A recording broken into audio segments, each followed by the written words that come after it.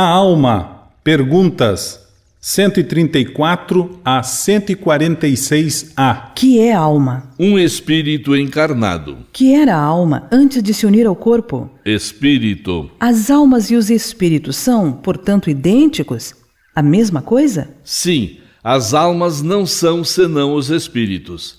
Antes de se unir ao corpo, a alma é um dos seres inteligentes que povoam o mundo invisível e que revestem temporariamente um envoltório carnal para se purificarem e se esclarecerem. Há no homem outra coisa além da alma e do corpo? Há o laço que une a alma ao corpo. Qual a natureza desse laço? Semimaterial, isto é, intermediário entre o espírito e o corpo.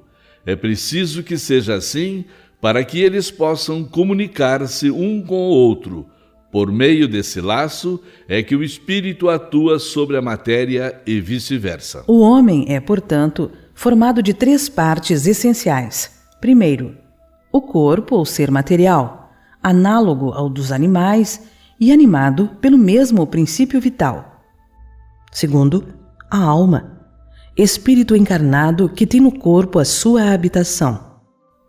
Terceiro, o princípio intermediário ou perispírito, substância semimaterial que serve de primeiro envoltório ao espírito e une a alma ao corpo. Tais são, num fruto, a semente, a polpa e a casca. A alma é independente do princípio vital? O corpo é apenas o envoltório. Repetimos-lo sem cessar. O corpo pode existir sem a alma? Sim, entretanto, desde que cessa a vida do corpo, a alma o abandona. Antes do nascimento, ainda não há união definitiva entre a alma e o corpo, ao passo que, depois de se haver estabelecida esta união, a morte do corpo rompe os laços que o unem à alma, e a alma o deixa. A vida orgânica pode animar um corpo sem alma, mas a alma não pode habitar um corpo privado de vida orgânica. Que seria o nosso corpo se não tivesse alma? Uma massa de carne sem inteligência. Tudo o que quiserdes, exceto um homem. O mesmo espírito pode encarnar em 2 corpos diferentes ao mesmo tempo? Não. O espírito é indivisível e não pode animar simultaneamente 2 seres distintos. Que pensar da opinião dos que consideram a alma o princípio da vida material? É uma questão de palavras, com a qual nada temos. Começai por vos entenderdes mutuamente. Alguns espíritos e antes deles alguns filósofos definiram a alma como sendo uma centelha anímica emanada do grande todo. Por que essa contradição? Não há contradição. Tudo depende da significação das palavras. Por que não tendes uma palavra para cada coisa? O vocábulo alma é empregado para exprimir coisas muito diferentes. Uns chamam alma ao princípio da vida, e nesta acepção é correto dizer, figuradamente, que a alma é uma centelha anímica emanada do grande todo. Estas 2 últimas palavras indicam a fonte universal do princípio vital de que cada ser absorve uma porção e que volta à massa depois da morte. Essa ideia, de modo algum, exclui a de um ser moral distinto, independente da matéria e que conserva sua individualidade. É a esse ser que se chama igualmente de alma, e nessa acepção é que se pode dizer que a alma é um espírito encarnado. Dando da alma definições diversas, os espíritos falaram segundo a aplicação que faziam da palavra e conforme as ideias terrenas de que ainda estavam mais ou menos imbuídos.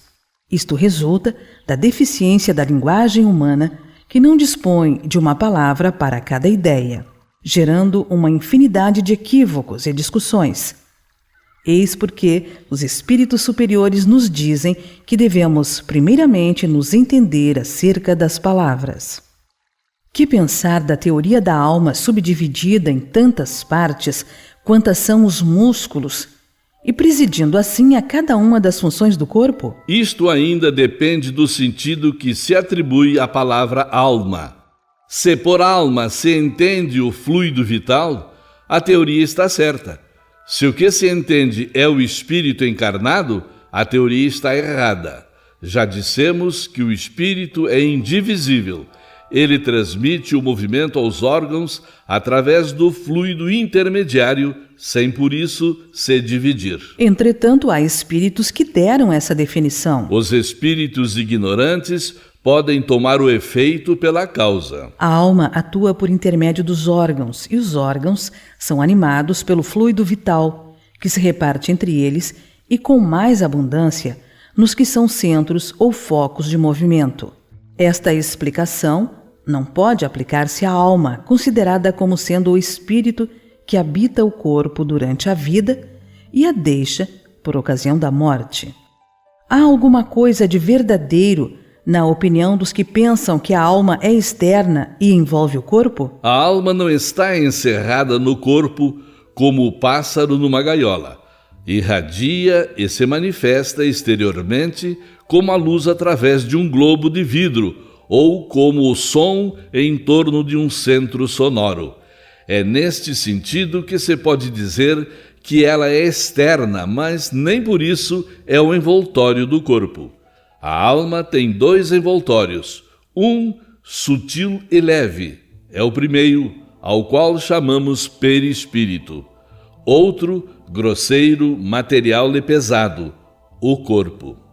A alma é o centro de todos esses envoltórios, como o germen em um núcleo, já o dissemos. Que dizer desta outra teoria, segundo a qual a alma numa criança se completa a cada período da vida? O espírito é apenas um, e está inteiro na criança como no adulto.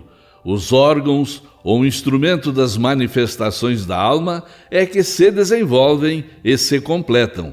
É ainda tomar o efeito pela causa. Porque nem todos os espíritos definem a alma da mesma maneira. Os espíritos não se acham todos igualmente esclarecidos sobre essas questões. Há espíritos ainda limitados, que não compreendem as coisas abstratas. São como as crianças entre vós.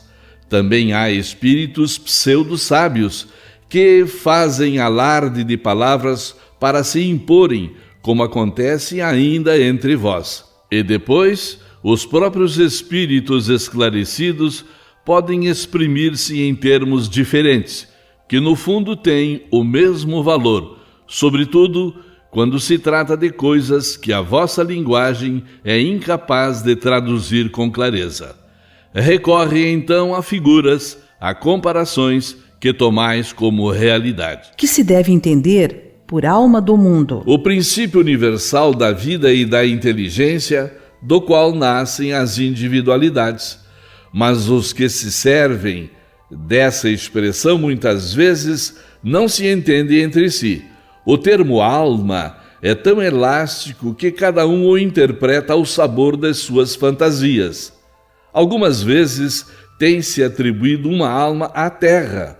Por alma da terra se deve entender o conjunto dos espíritos abnegados que dirigem as vossas ações no bom caminho, quando os escutais, e que, de certo modo, são os representantes de Deus junto ao vosso globo. Como é possível que tantos filósofos antigos e modernos, durante tão longo tempo, hajam discutido sobre ciência psicológica sem terem chegado à verdade? Esses homens eram os precursores da eterna doutrina espírita. Prepararam os caminhos. Eram homens e se enganaram porque tomaram suas próprias ideias pela luz. Mas seus próprios erros servem para realçar a verdade ao mostrar os prós e os contras. Aliás, entre esses erros se encontram grandes verdades que um estudo comparativo vos fará compreender. A alma tem sede determinada e circunscrita no corpo? Não, mas reside mais particularmente na cabeça dos grandes gênios, naqueles que pensam muito e no coração dos que sentem bastante, e cujas ações têm todas por objetivo a humanidade. Que pensar da opinião dos que situam a alma num centro vital? Significa dizer que o espírito habita de preferência esta parte do vosso organismo, pois para ali convergem todas as sensações. Os que a situam no que consideram o centro da vitalidade confundem-na com o fluido ou princípio vital. Contudo, pode-se dizer que a sede da alma se encontra especialmente nos órgãos que servem para as manifestações intelectuais e morais.